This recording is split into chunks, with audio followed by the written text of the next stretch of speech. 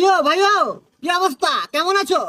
আর গরিব মানুষের অবস্থা রে ভাই, কাছে টাকা পয়সা নাই, কোনো কাজ কামও নাই, কি করে খায়?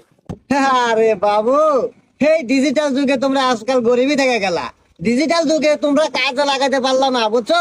এই যে আমাকে দেখো, আমাকে হে, আজ পাঁচটা মোটর সাইকেল, ঢাকায় 10 তলা ফ্ল্যাট বাসা, বুঝছো? দেখো আমার স্টাইল দেখো, আজ আমি কোটিপতি। কোটিপতি? এত তাড়াতাড়ি কিভাবে সম্ভব? আরে বোকা, এই ডিজিটাল যুগে হাতে একটা স্মার্টফোন থাকলে সবই সম্ভব। হ্যাঁ, স্মার্টফোন দিয়ে বড় লোক হওয়া যায়? তাইলে কিভাবে কি, আমাকে একটু শিখাতে। আরে শিখাবো শিখাবো সব।